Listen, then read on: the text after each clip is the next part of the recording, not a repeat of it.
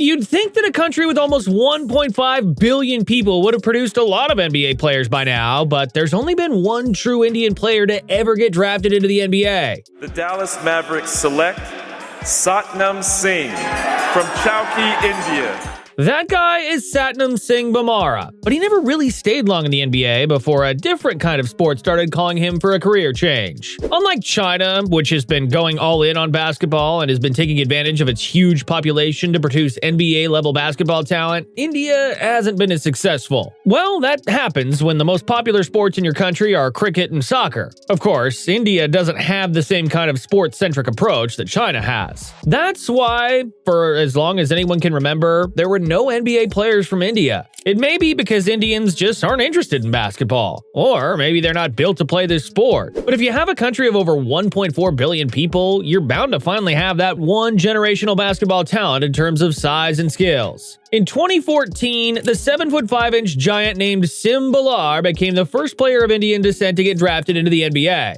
But Bhamara, though a true Indian, was born and raised in Canada instead of India. Still, he was a good start for a country that was dying to get some representation in the biggest basketball league in the world. They're all mouses. Yeah, they're all mice. And there it is, Sim Bhamara with his... Eventually, they found their golden boy in Satnam Singh Bhamara, who got drafted into the NBA in 2015, just 1 year after Bhamara got his chance to play in the big leagues. The thing about Singh is that he was both born and raised in India, spending his childhood life in a very small and remote village in Punjab. Basketball was in his blood because his father, also an exceptionally tall man, played the sport but never at a very high level. So it wasn't sheer luck that turned Singh into a basketball player. At just 9 years old, he was already 5 feet 9 inches tall, taller than grown adults in his village. Imagine seeing a 5'9" kid playing tag with children half his size. So, when they thought Singh could be something special in basketball, his father introduced him to the sport instead of exposing him to the timeless Indian favorite game of cricket. After that, they enrolled him in a sports academy where he was able to focus on basketball. By 14, Singh was already 6'6" and 230 pounds. That's a giant of a teenager, making him a future prospect. His father started exposing him to professional basketball in the NBA, and Singh patterned his game after Yao Ming and Dwight Howard. But the NBA was a far dream for a kid growing up in a country that didn't have the right facilities for basketball. Singh eventually got lucky when IMG, an American company, partnered with an Indian corporation to try to develop basketball training and facilities in India. That was when Singh got more exposure as a young prospect.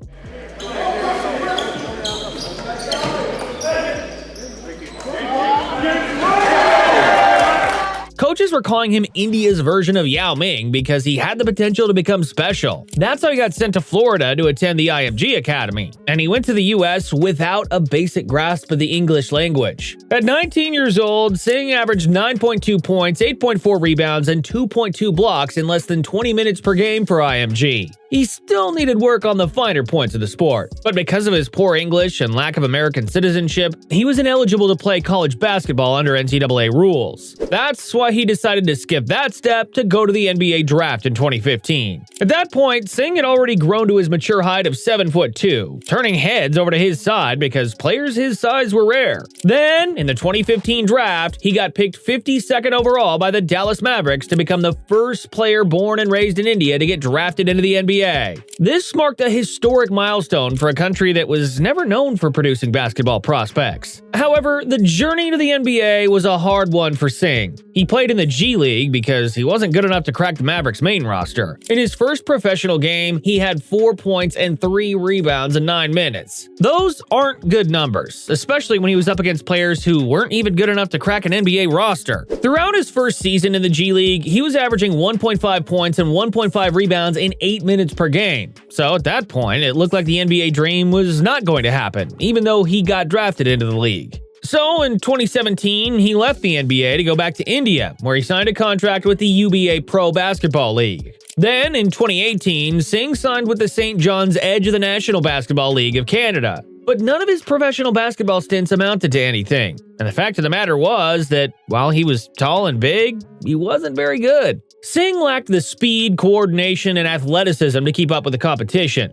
He was almost like a tree because he was basically stationary compared to the more mobile and athletic players he went up against. On top of that, his skills were far too unpolished for him to make a difference, even when he was posting up against smaller players. And you can't blame Singh because he grew up in a country that's still behind in basketball development. He also got to the NBA during an era when the sport was transitioning. At that time, teams were putting more emphasis on big men who could move and shoot instead of large 7-footers who camped out in the paint. Had Singh played during the 90s or 2000s, he probably would have earned an NBA roster spot due to his sheer size. The worst part was that in 2020, while playing for the Indian national team, he got slapped with a disciplinary action that prevented him from playing for 2 years. It was discovered that he had violated an anti-doping test. So, for a player who lived and breathed basketball, a 2-year ban was a death blow. And Singh, with no other prospects in life, turned to a different sport. All Elite Wrestling, a professional wrestling promotion, began in 2019, hoping to give the WWE a rival in the professional wrestling industry.